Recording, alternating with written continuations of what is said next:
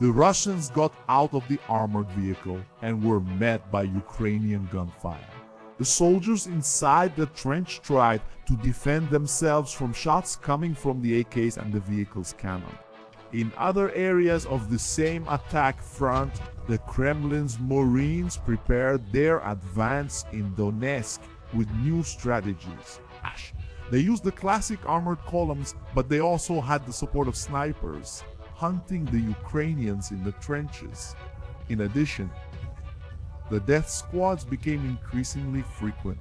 They were fast, but also susceptible to drone attacks and violent blows from Ukrainian defenses.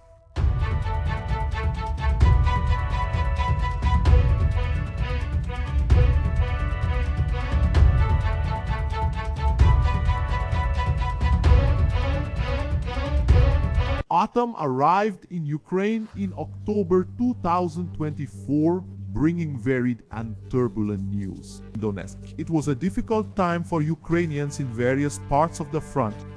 Watching the Russians advance in repetitive and costly assaults in Donetsk, even with the invasion in Kursk lasting more than 2 months, and the Russian success in Kharkiv having been stopped, the situation in the conflict was not easy. And one of the cores of this battle was Volnovakha, the fortress where the 72nd Americanized Brigade had been holding the defense for so long. These soldiers did not witness the start of the fighting there. In 2022, the 72nd, it was one of the few formations that defended the Ukrainian capital. The brigade challenged the Kremlin soldiers who were coming down from Belarus and the Russian oblasts. Their javelins flew against enemy tanks, helping to fight the large columns. They were even in the famous Battle of Rostomel Airport. It was only in August of that year that they reached Pavlivka south of Volodymyr, but the battle had already been going on there before. At the beginning of the conflict, the Russian armed forces and their allies from the Donetsk People's Republic took control of Volnovakha and began the strategic siege of Mariupol, joining their forces with the troops present in Zaporizhia Oblast. With this, they dominated large areas of southern Ukraine, consolidating their position in the region.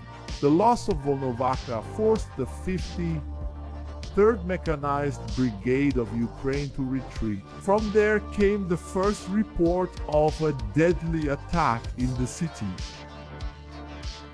when the Russians bombed a humanitarian aid distribution center in Vuhledar, killing 4 people and injuring 4 others. In April 2022, the 75th Guards Naval Infantry Brigade began to intensify its attacks on the city in October 2022.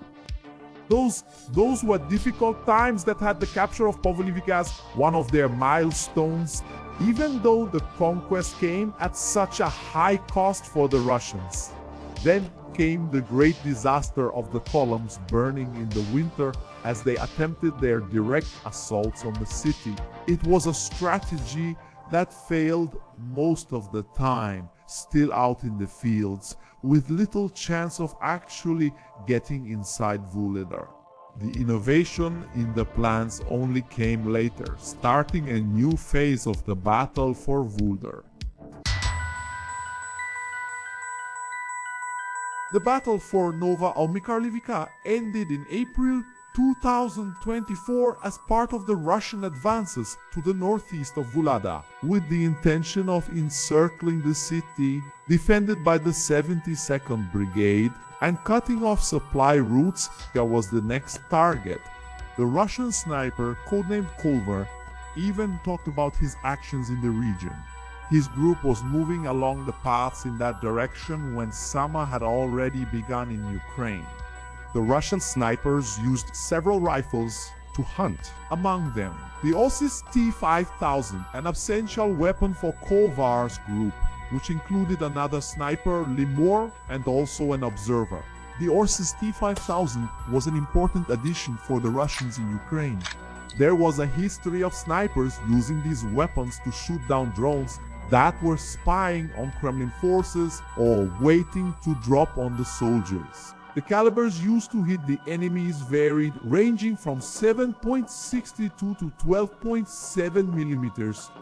The life of the snipers involved moving through many of the ruins created by the war, hiding in every corner and waiting for the enemy to make a move, especially in their defenses. The sight was carefully adjusted so that the shot would be accurate. One of them could easily knock a man down or even tear off one of his limbs. Sometimes an entire Ukrainian squad was hunted down in one of the trenches. I searched among the scrawny trees that had survived the bombings. A target could be just a black dot in the middle of the whitish image in the sniper's eye. It stayed in the sights until firing at the body and knocking one of the soldiers to the ground. The hunt was brutal, making the Ukrainians duck into the trenches only after seeing a friend killed. The shots came from a distance of more than a kilometer. Kovar didn't have exclusivity in these battles.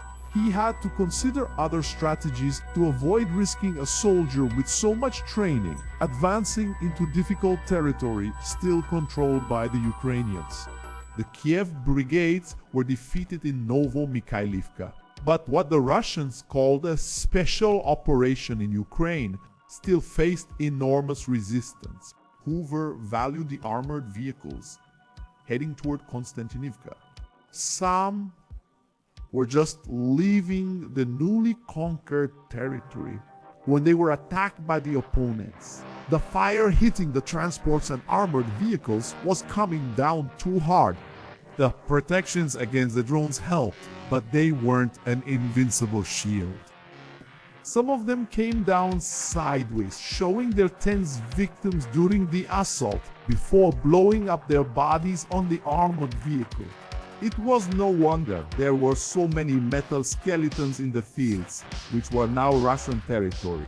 So many of the Federation's Reds now lay on that soil. Even the turtle tanks, which seemed like a trend and were popular before, now made Clover and Limur worried.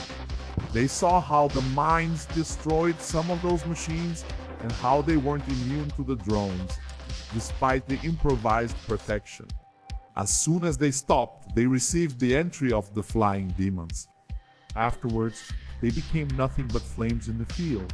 Like so many others, the columns leaving Nova Omikarlivika were quickly destabilized, mainly by the drone attacks. It was a horror for the soldiers to be in the middle of so many explosions. Some of them ran across the field, but ended up getting hit by the cluster munitions. Sometimes, one of these men had body parts severed. Others lay wounded and unable to get up until the Ukrainian drone poured fire on him.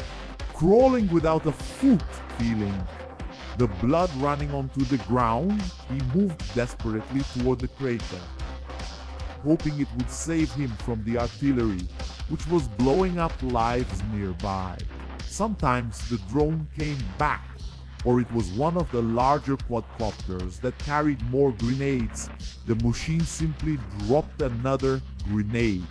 The pain tore through Ruslan and made him curl up into a fetal position, leaving the world the same way he came into it. Others ran for the trench. The destroyed armored vehicles put the men in a difficult situation. Poorly organized, they walked around the steel skeletons until a mortar landed right at their feet. Seeing a comrade in flames beside you was heartbreaking. The bravest one who stayed tried to help the man being consumed by the flames, risking the same fate. The fire kept burning his clothes until the fuel ran out, and his body, naked and with torn skin, sought shelter among the trees. The Ukrainian grenades fell on him while he was still moaning, almost like an act of mercy, if that word could be used in this conflict. The others went to the empty trench. The Position had to be occupied to expand the Russian area. The drones arrived too quickly before the soldiers could take cover. All that was left for the fallen man was to watch the horror of death coming from the sky approaching quickly. The soldier said his final goodbyes until the destruction tore through his skin and flesh. Culver was sometimes amazed at how many people didn't realize how tough the situation was and what the advances against enemy territory really meant. But any territory gained in this storm of fire and death was enough for him and his team to walk through the grass with their horses. 5,000 searching for new targets in the Ukrainian trenches. The work was dangerous, but the Russian snipers lay in the grass hidden under the green, while the spotters searched for targets. It was patient work, but it put the Ukrainian after Ukrainian buried in their trenches. Meanwhile, their leaders devised more strategies. The columns and armored vehicles never stopped being sent, but Russia evolved during the years of war. Every month, new strategies were tested. Valery Shmigol, Chief Sergeant of the 79th Separate Ukrainian Air Assault Brigade, saw this change in the direction of Vuhledar and Konstantinivka. It was his mission and his men's to prevent the Russians from getting through because it would be the end of Vuhledar if they failed. But the task was Herculean. Suddenly, the Russians began to appear in large squads on motorcycles. It was practically a cavalry from ancient times. They rode motorcycles along trails through open fields. Valery heard reports of those highly mobile groups passing by almost silently, sometimes even with electric motorcycles. His soldiers were rarely seen. When they were spotted, they weren't always caught by drones or artillery. The sound of the motorcycles was heard too late by the men in the trenches. Suddenly, there was already the sound of AKs firing in the middle of the trenches, surprising so many defenses that had already been tormented by artillery, drones, and snipers. Sometimes those motorcycles carried the drone operators. They managed to advance enough to get close to the Ukrainians. The pilots calmly prepared the kamikazes under the tree canopies. From there, it became easier to hit Valery and his men in the houses on the way to Konstantinivka. 79 didn't know how to react to these attacks. The Russians from detachments like the 155 Marines or the motorized regiments put a lot of pressure. Valery could only lament how his brothers in arms were lost with the increasingly rapid advances of the enemies. They entered the small villages, took control of the buildings, stepping on Ukrainian corpses. At 46 years old, Valery had just received the Cross of Military Merit, a medal that didn't mean much to him. At that moment, he was overwhelmed by grief. His mother died months after he was drafted. He took care of her for years while working as an apartment repairman, as well as raising his daughter and helping his sister with her 3 children. He snapped out of his memories when one of the Russian bombings caught the chief sergeant and his men by surprise while they were on the move. One of the fragments lodged itself in his helmet. It would have easily pierced his skull. Valery's team took part in the defense against one of the constant attacks. The Bears prepared their motorcycles for the start of the attacks that day. Alerted by the drones, the Ukrainian chief sergeant knew that the enemies were coming. Their movement was detected well in advance, with the armored vehicles gathering in the wreckage of Nova Omikarlivika. The artillery managed to destroy some of them, but nothing that could stop the Russians. The tracks and wheels were already churning up the ground. Days later, armored vehicles and the dead came, unleashing the fury of an attack that combined all the Russian strategies. Over the years, Valery heard that the drone operators and Artillery would try to hold back the opponents. The explosions had already started to echo in his ears. The drones were essential to stop the Russian attack. Alexander, one of the commanders of the 79th on site, made it clear that artillery ammunition was always in short supply. They relied too much on the pests, with propellers flying until they crashed into Russian metal in the form of hellish fire. The dead were difficult targets. In some cases, the grenades exploded, throwing fragments against pilot and machine. A man staggered on the rough terrain. Having to stop to steady himself, the drone took the opportunity to drop another explosive, but failed to take down the enemy. The kamikaze drone was more effective when it faced the motorcycle head-on, turning the vehicle into a ball of fire. The rider fell while trying to put out the fire, which almost immediately consumed his clothes. His colleague continued, but was just another one getting through the defenses. Stopping was a problem for these bikes. Two Russians had this idea when they saw the result of their attack. The kamikaze wrecked the bike, also taking the life of one of the soldiers. The other one ran to continue the attack. Many of these bikes were destroyed. The number of vehicles on fire or down, with no chance of recovery, was clear in the images. But several of these squads made it through, or their men managed to survive and continued on without the bikes. Some could be badly injured, since falling at high speed while being chased by explosives was anything but safe. Valery and his soldiers saw some of the enemy riders approaching their positions. Sometimes an accident made the whole group stop, expecting some kind of trap. The man got up and continued until he reached the position. Back there, one of the drones hit his companion, who had stopped. Valery told his soldiers to wait until the bears came in. He gave the signal that made the ammunition explode on the wall and on one of the men's bodies. He fell down groaning, asking for help. The others were caught in a predicament. They even tried to defend themselves, but the grenades were thrown at them. Valery knew how much they depended on drones. They needed to stop these men who had strayed from the Russian columns. The crews of the Boyvaya Mashina Poddershki, Shturmovikov and BTR tanks tried to go back using their vehicles' tracks, but the drones were there, tormenting them with grenades. A pair felt an explosion nearby, which left one of the men unconscious. The other tried to escape, but jumping didn't help. Looking for cover, the soldier lost track of where the grenade fell. The explosive went off next to the man. Worn out from days of combat, he pleaded for mercy with his injured arm. His friend, unconscious, died without noticing the explosive next to him. Others rolled, trying to save themselves at the last second, but the shrapnel left them wounded.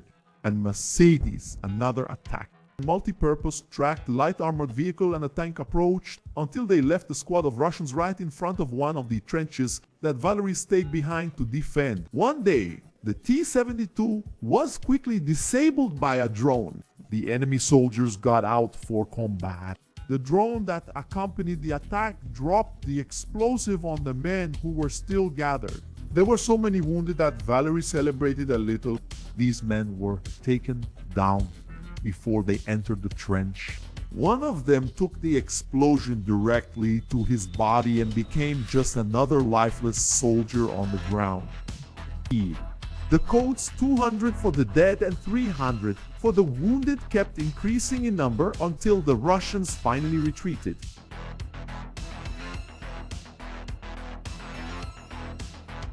The explosives finished disabling the armored vehicles.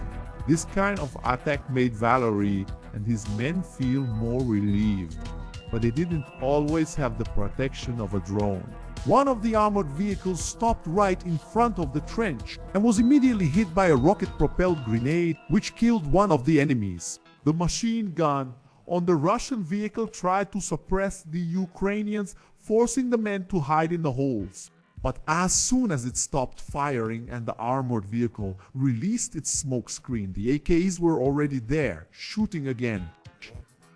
Soon 3 Russians fell in front of the trenches. Valery's men managed to hold back many of the attacks, but the opponents kept advancing. The number of attacks launched by the 155 riflemen and their support was just too much. The armored vehicles repeatedly broke through the defenses, unloading more and more men who set up a Zaka to fire on the trenches, which often had fewer than half a dozen soldiers from the 79th. The men were forced to duck down, letting the enemies enter their positions. Once inside, the bears went from corner to corner, emptying their magazines before turning. The Marines were aggressive and quick as they moved through the holes.